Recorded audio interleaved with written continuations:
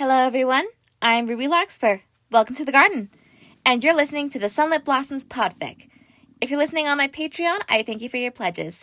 If you're listening on my YouTube channel or my Tumblr blog, then I appreciate the support. If you want early access to this PODFIC, I'll be posting a new chapter every month on my Patreon, with full public access coming later in the month. As always, I do not own Demon Slayer or its characters. All rights to Koyohara Gotoge and Ufotable as the mangaka and animation studio, respectively. Sunlit Blossoms, Chapter 2, Cruelty, Part 2. Nezuko finds out about demons in the worst way possible. Nezuko startled awake, gasping for breath as the last few seconds of the nightmare replayed in her head. She looked out the window to see the night's navy blue fading from the sky. It was just a bad dream. Probably just me being paranoid after the story Saburo told me about the demons. Nezuko reassured herself, forcing herself to ignore how terrifyingly vivid the nightmare was as she redid her braid and prepared for the hike back home. With a quick goodbye to Saburo, plus the promise to come and visit him with her siblings when the weather was nicer, she began walking. As she approached her home, Nezuko felt a chill race up her spine. A chill that had nothing to do with the cold. Something had happened. This was nothing like any other time she had felt it before. It was much worse. As if someone had pushed ice into her veins and left it to freeze her solid. She was so caught up in the chill, she almost didn't pick up on the scent in the wind. The smell was one Tanjiro mentioned smelling right before their father and grandmother's respective deaths. The moment happiness is destroyed is always followed by the scent of blood. Nezuko remembered as she picked up the pace. If the scent was this strong for her unenhanced nose, there had to be a lot of blood. She could only hope it was an animal, but that hope began to dwindle as the smell only got stronger the closer she got to the house with no sign of any dead animals. She arrived home to find the snow covered in splatters of blood. As soon as she reached the door to the Angawa, the first thing she saw were Tanjiro and Rokuta. Tanjiro was hugging Rokuta, like he was trying to protect the youngest sibling from whatever attacked them. But his efforts were in vain. They were both lying down in a puddle of blood, with a trail of red leading inside. "No," Nezuko whispered, as she dropped to her knees beside her oldest and youngest brothers. "Tanjiro! What happened here?" she asked, her gaze following the trail of blood into the house. Trembling, Nezuko slowly walked through the broken doorway, and her heart dropped into her stomach at the brutal scene in the house. "They're all gone," Nezuko thought before she threw up at the realization of what she was looking at. Her entire family, dead, laying completely still in pools of their own blood. Once her stomach had emptied out the last of its contents, Nezuko hunched over and cried. She was alone, the last surviving member of her family, all because she had been away while her mother and siblings were murdered in the dead of night. No. Nezuko wasn't sure what part of her knew it, but something told her someone might still be clinging to life. She had to find out which one it was and get them help. She would do whatever it took. She ran inside to check if anyone was alive, praying she wasn't alone. Everyone was cold, and therefore long dead, and Nezuko started to lose hope as she knelt beside Tanjiro and Rokuta. Rokuta was cold, dead like the others. They were all dead! Except for Tanjiro. As Nezuko's hand brushed against her older brother's arm, the one wrapped protectively around Rokuta, she realized it was warm. She grabbed onto the arm, praying to every god she could think of that it wasn't her mind playing tricks on her in grief-fueled desperation. Tanjiro's still warm! And a quick check confirmed he had a pulse, albeit very faint. He was alive, if only barely, which meant Nezuko had a chance of saving her older brother. She had to get him to the doctor in case Tanjiro's wounds got infected or he lost too much blood. She would have to carry him down the mountain. It was easier said than done, carrying Tanjiro. Unfortunately, Nezuko didn't have the same upper body strength as her older brother. She barely managed to drag Tanjiro to the edge of the clearing before dropping him to catch her breath. "Damn it!" Nezuko screamed before taking a deep breath.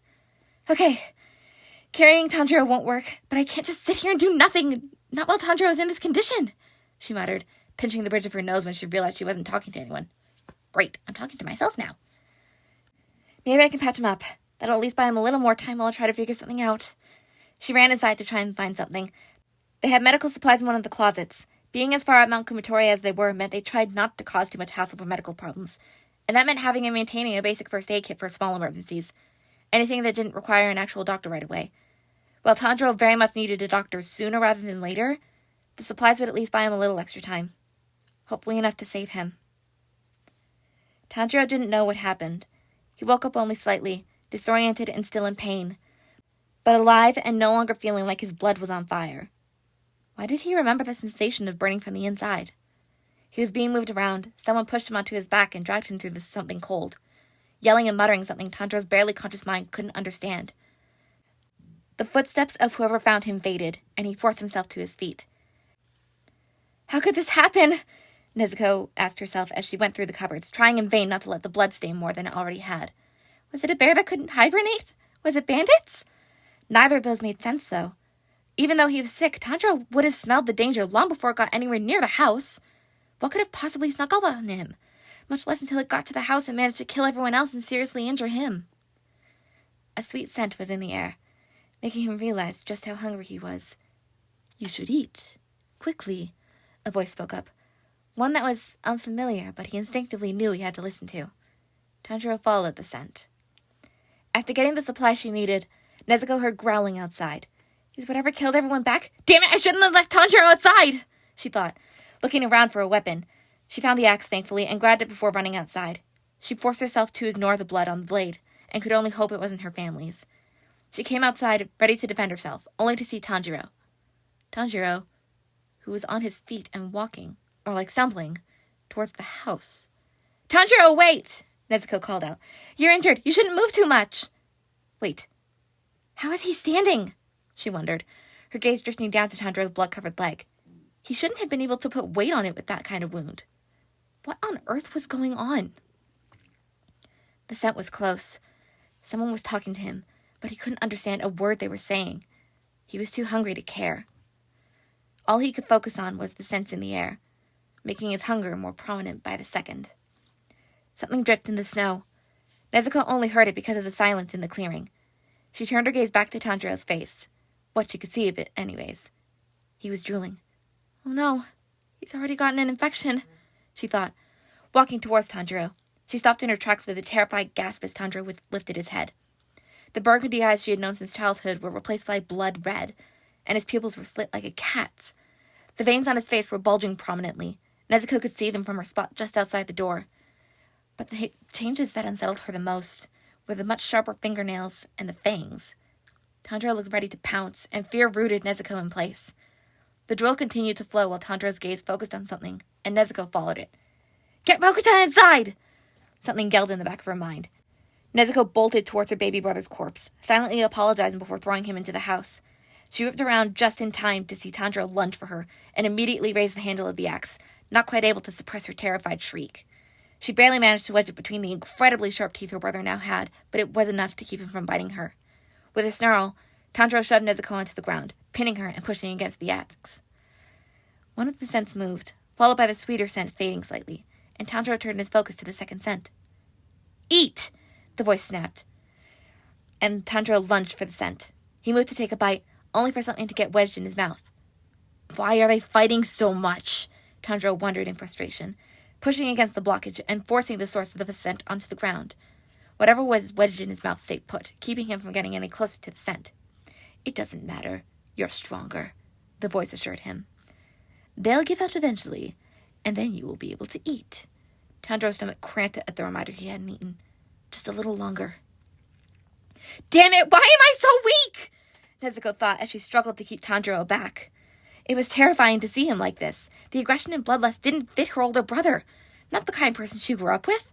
And what made it worse was that she was losing the fight for her life. She knew she had never been as strong as Tanjiro, but it seemed like he'd gotten even stronger overnight. Was getting stronger a thing with demons? She tried to push again, but it was useless. If anything, it actively made the situation worse because right after she tried to push him away, Tanjiro started growing to the size of an adult. He was getting stronger, making it even harder for Nezuko to keep him back. I'm going to die, she realized as panic swelled in her chest. I can't hold Tanjiro off much longer. My arms are going to give out any second and then it's all over, Nezuko thought as tears began to well up in her eyes. No! If she weren't holding the axe up to protect herself, she would have slapped herself at that thought process. Tanjiro isn't a monster. How could I even think that? I saw it myself. He was protecting Rokuta during the attack, trying to get away. And there's no blood on his hands or face. He turned into a demon last night somehow. I can't let him do this. He'll never forgive himself. I just have to get through to him. Tanjiro, please! Nezuko cried out.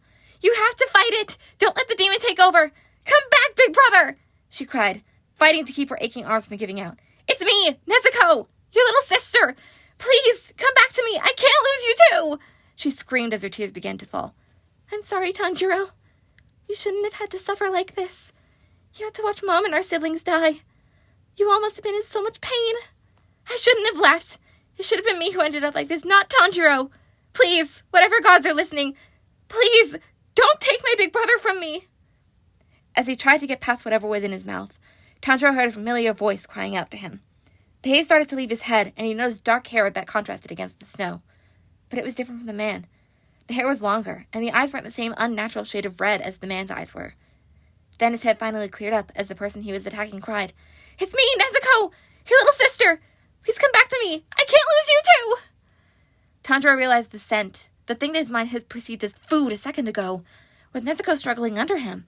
She was terrified. He could smell it, the fear, as clearly as he could see it in her tearful eyes. The piece of wood in his mouth was the handle of the axe that Nezuko was desperately pushing against him with. It was the only thing between him and his little sister. I'm attacking her. She's the only family I have left, and I'm close to killing her, Tanjiro realized, feeling tears begin to well up in his eyes. He clenched his jaw, biting harder into the wood of the axe handle, as he fought the urge to get the tool out of his way and rip his sister, his only remaining family, to shreds. "What are you doing?" the voice demanded as Nezuko's eyes widened slightly. "You need to eat. You need strength. It doesn't matter who she is. Humans are food," it yelled while Nezuko squeezed her eyes shut. Tanjiro focused on Nezuko. He focused on the tears he wished she wasn't shedding. He used her scent, the scent of the mountain wildflowers and a hint of the charcoal that was in all their family's scents, to ground himself, to remind him that there was still one other survivor, one who had been spared because she wasn't there. He wasn't alone, and neither was Nezuko. He needed to keep her safe. "I will not hurt my little sister," Tanjiro thought. He couldn't bear the thought of losing her, much less the idea of being Nezuko's killer. The voice became painfully loud, demanding he give in, but Tanjiro blocked it out.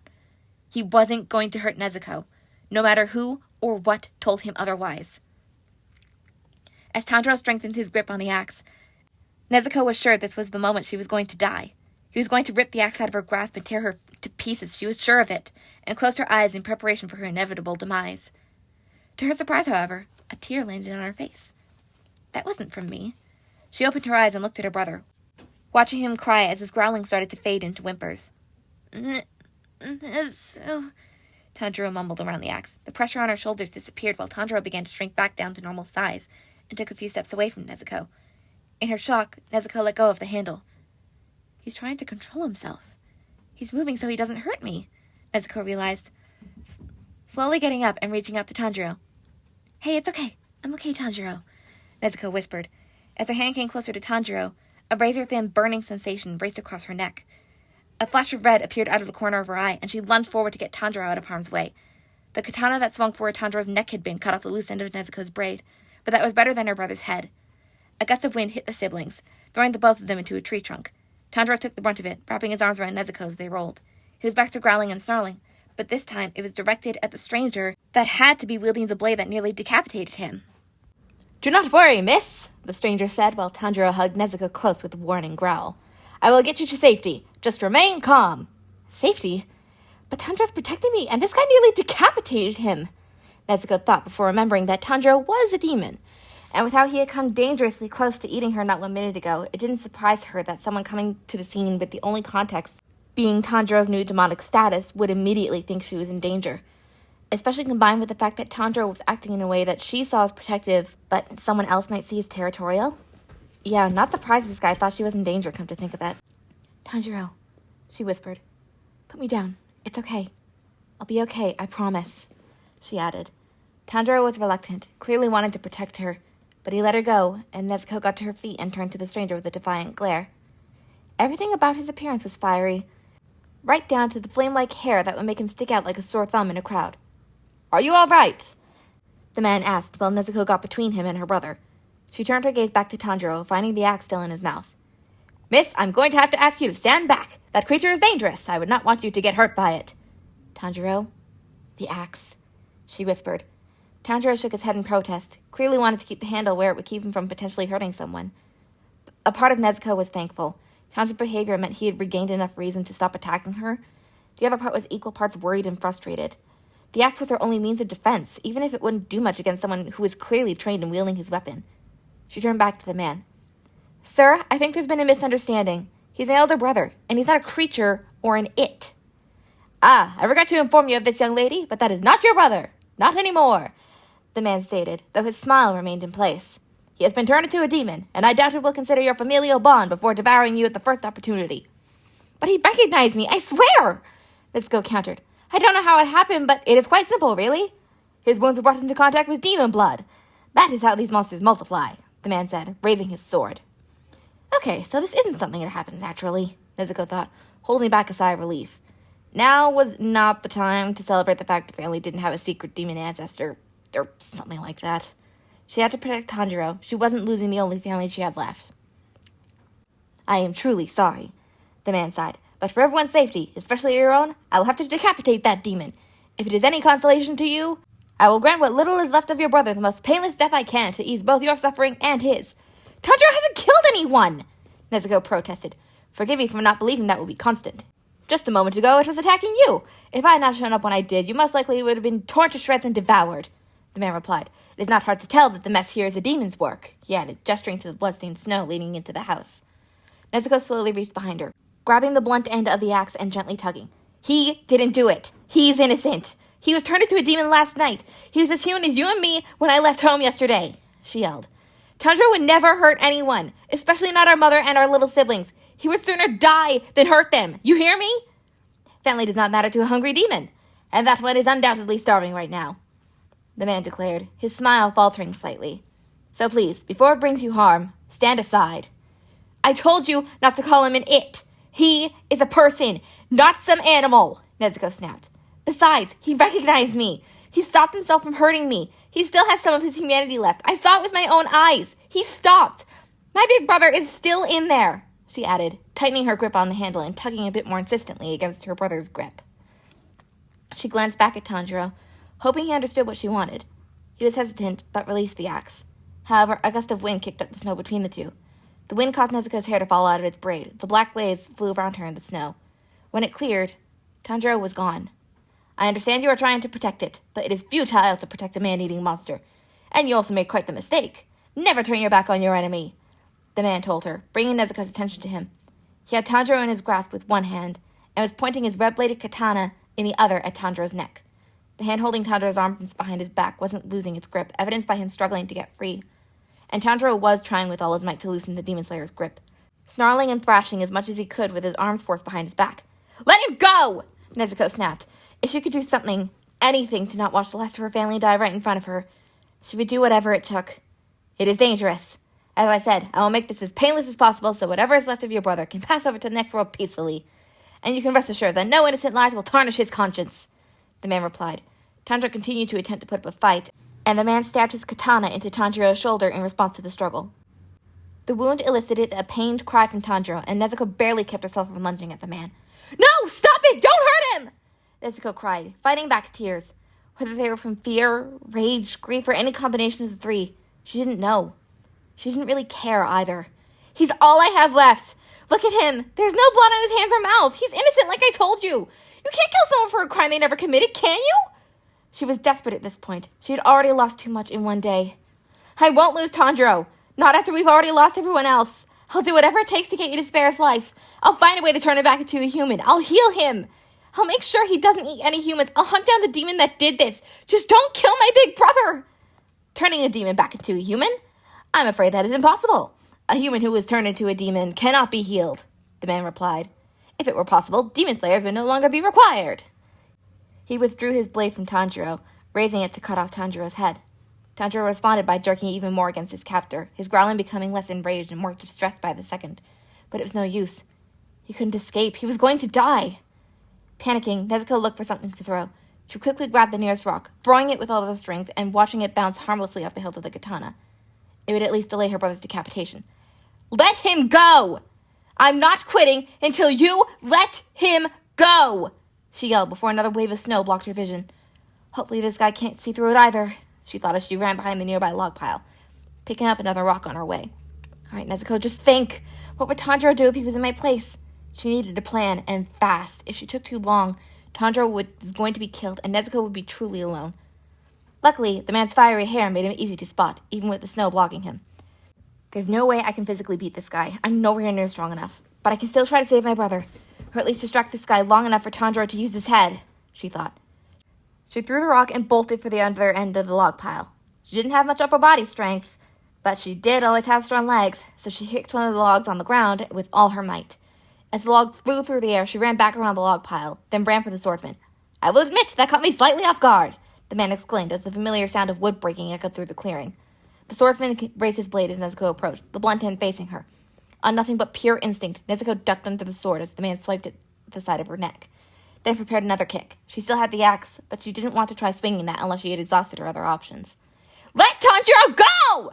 she screamed, kicking at the man's shin before he struck again. This time, it hit her right in the neck, and the world went black.